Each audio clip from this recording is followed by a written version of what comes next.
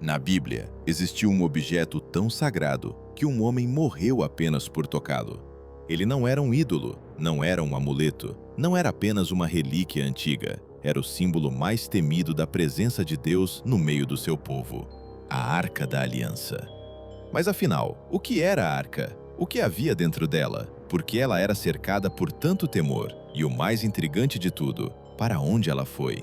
Hoje você vai entender por que a Arca da Aliança representava presença, poder, juízo e misericórdia. Se você gosta de conteúdos bíblicos com profundidade, mistério e base nas Escrituras, já se inscreve no canal, porque esse tema é um dos mais impressionantes de toda a Bíblia. Bloco 1. A Arca não nasceu da imaginação humana. A Arca da Aliança não foi criada por homens, ela nasceu de uma ordem direta de Deus. Em Êxodo 25, Deus fala com Moisés no deserto e dá instruções exatas sobre como ela deveria ser feita. Nada seria improvisado, nada seria simbólico apenas no sentido humano. Cada detalhe importava. A Bíblia diz em Êxodo 25, 10 a 11, também farão uma arca de madeira de acácia e a cobrirás de ouro puro por dentro e por fora. Ela seria feita de madeira de acácia, forte, resistente, durável. Depois, seria revestida de ouro puro por dentro e por fora. Também teria argolas de ouro em seus lados e varas para ser carregada. A razão era simples, ela não deveria ser tocada diretamente. Em Números 4:15, a ordem era clara: não tocarão nas coisas santas para que não morram. Na parte superior da arca ficava uma tampa de ouro puro, o propiciatório. Sobre ele, 2 querubins de ouro, com asas estendidas, voltados um para o outro. E então vem uma das frases mais impressionantes do Antigo Testamento. Ali virei a ti, e de cima do propiciatório, do meio dos 2 querubins, falarei contigo. A arca era, portanto, o sinal mais intenso da presença divina no meio de Israel. Bloco 2. O que havia dentro da arca? Mas o que havia dentro da arca? O que ela guardava de tão importante? A resposta mais direta está nas tábuas da lei. Em Deuteronômio 10:5, Moisés declara que colocou na arca as tábuas com os mandamentos que Deus havia escrito. Ali estava a lei, a base da aliança entre Deus e o seu povo. Mas o Novo Testamento amplia essa imagem. Em Hebreus 9:4, aparece a menção de 3 elementos ligados à arca: o vaso de ouro com o maná, a vara de Arão que floresceu e as tábuas da aliança. Cada um desses elementos carregava uma mensagem poderosa. A lei lembrava a aliança. O maná lembrava a provisão de Deus no deserto. A vara de Arão lembrava quem havia sido escolhido por Deus para o sacerdócio. A arca não guardava apenas objetos, ela guardava memória, testemunho, aliança e autoridade. Bloco 3. A função real da arca. Agora vem a parte que muita gente não entende. A arca não era um simples símbolo religioso. Ela ocupava o centro da adoração de Israel. Ela ficava no lugar mais santo do tabernáculo e depois do templo, o Santo dos Santos, o lugar onde a santidade de Deus era levada a sério de forma absoluta. Em Levítico 16, no dia da expiação, o sumo sacerdote entrava naquele lugar uma vez por ano. E em Levítico 16, 14 a 15, o sangue era aspergido diante e sobre o propiciatório.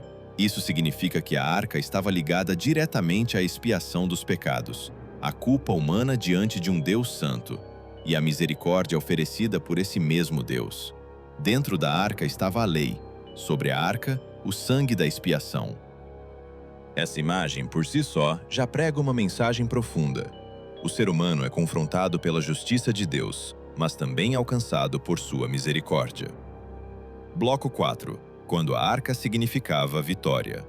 A presença da arca também estava ligada a momentos de intervenção poderosa de Deus. Quando Israel atravessou o Jordão, foram os sacerdotes levando a arca que entraram primeiro nas águas. Em Josué 3:13, a promessa era clara: assim que as plantas dos pés dos sacerdotes repousarem nas águas do Jordão, as águas serão cortadas. E foi exatamente o que aconteceu. Depois, em Jericó, a arca seguia diante do povo como sinal de que Deus ia à frente da batalha. Em Josué 6, a cidade cercada, aparentemente invencível, caiu. A arca lembrava que a vitória de Israel não vinha da força humana, vinha da presença de Deus. Bloco 5. quando a arca significava juízo. Mas existe um outro lado, um lado que muita gente prefere ignorar. A arca também estava associada ao juízo. Israel chegou a tratar a arca como se fosse um objeto de garantia espiritual, como se bastasse levá-la para a guerra e a vitória fosse automática. Em 1 Samuel 4, isso aconteceu. O povo levou a arca ao campo de batalha contra os filisteus, mas, em vez de vitória, veio derrota. Porque Deus não pode ser manipulado. E então vem um dos episódios mais impressionantes de todos. Em 2 Samuel 6, 6-7, quando a arca estava sendo transportada, os bois tropeçaram. Uzá estendeu a mão para segurá-la, e morreu ali. O texto diz: então a ira do Senhor se acendeu contra Uzá, e Deus o feriu ali por esta irreverência. Não porque a arca fosse mágica, mas porque a santidade de Deus não podia ser tratada de qualquer maneira. Esse episódio choca porque confronta uma ideia moderna, a de que o sagrado pode ser tratado sem temor. Bloco 6. O que a maioria não percebe. Talvez o ponto mais profundo da Arca da Aliança seja este. Ela revela, ao mesmo tempo, duas verdades fundamentais sobre Deus. Deus é santo e Deus é misericordioso. A Arca não é apenas uma peça histórica do passado, ela é uma mensagem em forma de objeto. Dentro dela, a lei que condena a transgressão. Sobre ela, o propiciatório, onde o sangue da expiação era apresentado. É como se toda a estrutura da arca dissesse: a culpa real, a santidade real, a juízo real, mas também a misericórdia real. Por isso a arca provocava fascínio, mas também tremor. Bloco 7. O desaparecimento da arca. E então, ela desaparece. Depois de certo ponto, a Bíblia não registra claramente o destino final da arca. Foi escondida antes da invasão babilônica? Foi destruída? Foi levada para outro lugar? Ninguém sabe com certeza. Em 2 Crônicas 35:3, ainda vemos a arca sendo mencionada nos dias do rei Josias. Mas depois disso, o silêncio se torna parte do mistério. E talvez esse silêncio seja exatamente o que mantém viva a fascinação em torno dela. Porque o maior mistério da arca nunca foi apenas onde ela está. O maior mistério sempre foi este: como pode o Deus Santo habitar no meio de um povo imperfeito? A Arca da Aliança não era apenas ouro, madeira e tradição. Ela representava a presença de Deus entre os homens, sua santidade, seu juízo, sua aliança e sua misericórdia. Talvez por isso ela ainda nos impressione tanto. Porque, no fundo, o mistério da arca é o mistério da própria presença de Deus. E diante dessa presença, ninguém permanece o mesmo. Se esse vídeo te ajudou a entender melhor a Arca da Aliança, deixe seu like e se inscreva no canal para mais conteúdos sobre os mistérios da Bíblia.